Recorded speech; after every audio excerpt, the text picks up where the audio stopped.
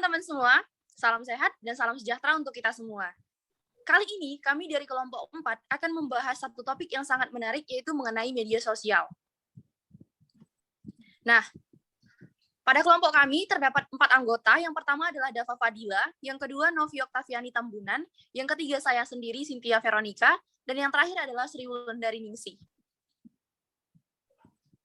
Nah, poin-poin yang akan kami bahas pada topik kita hari ini yaitu mengenai pengertian dan jenis media sosial. Yang kedua, fungsi dan tujuan media sosial. Yang ketiga, pemanfaatan dan penggunaan media sosial di bidang bisnis. Dan yang terakhir adalah kesimpulan. Dan yang pertama akan dibahas yaitu mengenai pengertian dan jenis media sosial. Oke. Di sini telah kami rangkum pengertian media sosial menurut para ahli komunikasi. Yang pertama dari McGraw-Hill Dictionary mengatakan bahwa media sosial adalah sarana yang digunakan oleh orang-orang untuk berinteraksi satu sama lain dengan cara menciptakan, berbagi, serta bertukar informasi dan gagasan dalam sebuah jaringan dari komunitas virtual.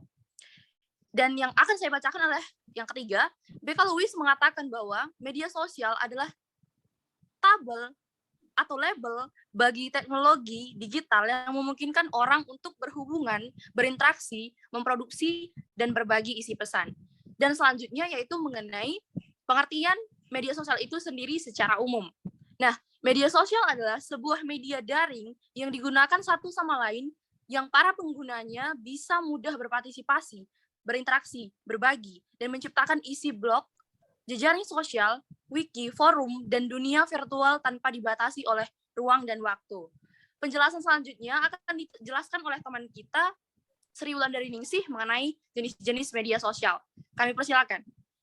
Adapun jenis-jenis media sosial yaitu social network. Social network atau jaringan sosial merupakan jenis media sosial yang paling umum dikenal masyarakat dan paling banyak digunakan. Beberapa social network yang paling banyak digunakan saat ini yaitu YouTube, Facebook, Instagram, WhatsApp, Google Plus, dan lain-lain. Yang kedua, komunitas online. Situs, forum, dan komunitas online merupakan umumnya dibangun oleh perorangan atau kelompok yang memiliki minat pada bidang tertentu. Para pengguna forum tersebut dapat melakukan diskusi, chatting, dan memposting tentang topik yang berhubungan dengan minat mereka. Seperti Kaskus, ID, ADS-ID, Formac, Manrock.com, dan lain-lain.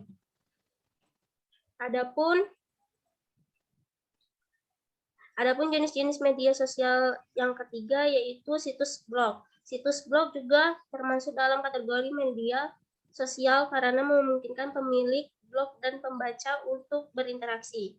Umumnya blog disebut berdasarkan minat atau keahlian si pemilik blog dan konten di dalamnya dapat mempengaruhi banyak orang.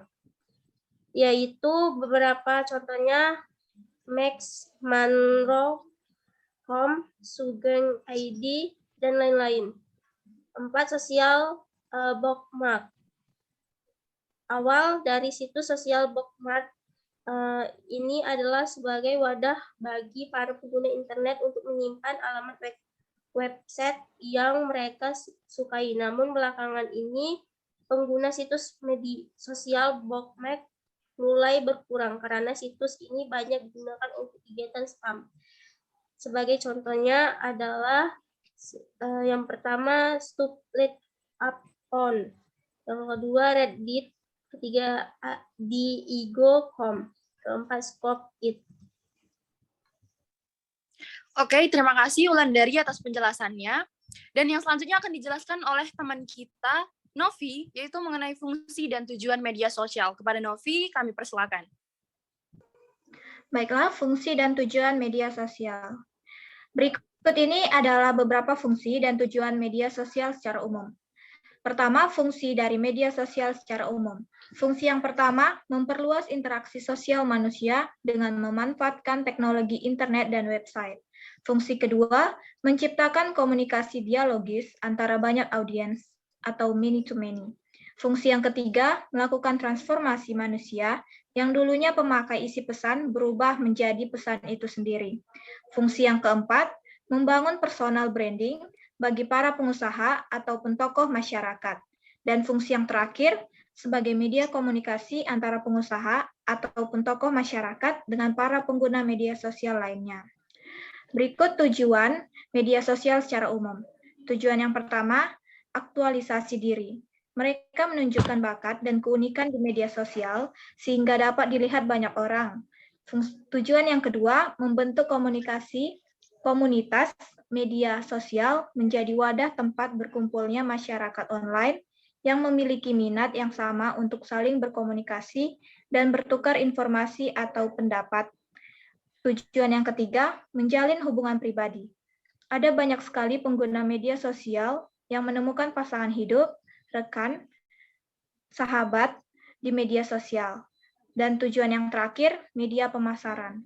Pengguna media sosial yang jumlahnya sangat banyak, tentu saja menjadi tempat yang sangat potensial untuk memasarkan sesuatu. Yang ketiga, pemanfaatan dan penggunaan media sosial di bidang bisnis.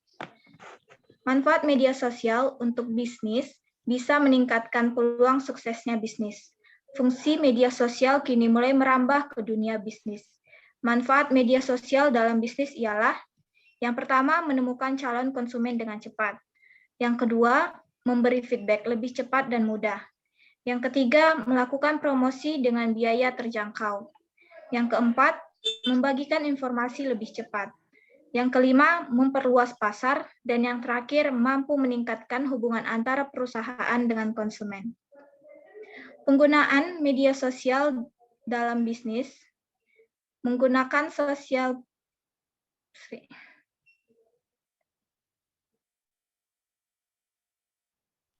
Lanjut, Sri. Penggunaan media sosial dalam bisnis. Penggunaan sosial media dalam bisnis merupakan hal yang penting untuk menjalankan sebuah bisnis. Mengingat semakin banyaknya masyarakat yang aktif di jejaring sosial, dengan begitu semakin banyak juga ladang bisnis yang bisa kita raih melalui sosial media. Melakukan bisnis menggunakan media sosial ini mempermudah pemilik bisnis online untuk mempelajari konsumen lebih cepat. Dengan menguasai strategi pemasaran di jejaring sosial, kita dapat memperluas pasar bisnis online.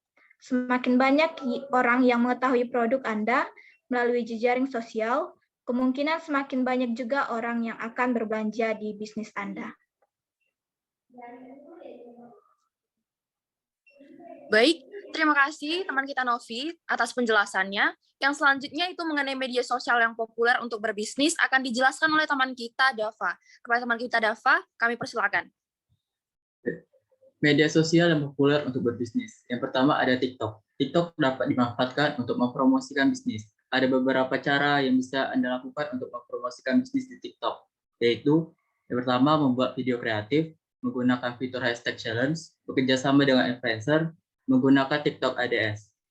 Lalu ada Instagram. Dengan menggunakan Instagram, Anda bisa membuat konten menarik tentang produk Anda dengan memanfaatkan beberapa layanan, seperti Feed, Instagram Story, dan IGTV.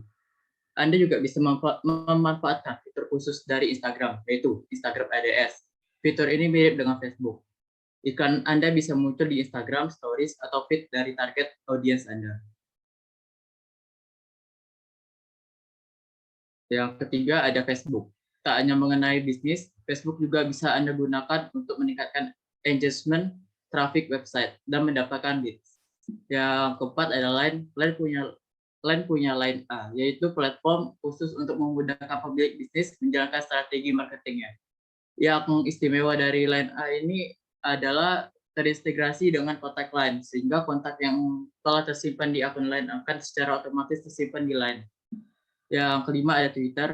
Ketika ingin menjangkau lebih banyak pengguna Twitter dengan cepat, Anda bisa menggunakan fitur Twitter ADS. Dengan fitur ini, Anda dapat menargetkan pengguna yang memiliki minat yang sesuai dengan bisnis Anda. Jadi, iklan Anda akan lebih efektif menyasar target pasar Anda. Kesimpulan, pemasaran melalui media sosial adalah bentuk pemasaran digital yang menggunakan media sosial dan situs web. Jaringan mempromosikan produk atau layanan organisasi melalui cara berbayar dan organik. Ini adalah platform di mana pemesan dapat berinteraksi dengan pelanggan, menyelesaikan pertanyaan dan keluhan, mengumumkan produk dan layanan baru, mendapatkan umpan balik dan rekomendasi, serta membangun komunitas mereka. Baik, terima kasih atas penjelasannya. Dan kesimpulan yang disebutkan oleh Dava akan menutup sesi presentasi kita hari ini. Apabila ada saran pertanyaan akan kami ajukan dan kami akan sangat berterima kasih atas itu semua. Kami dari kelompok 4 mengucapkan terima kasih dan sampai jumpa.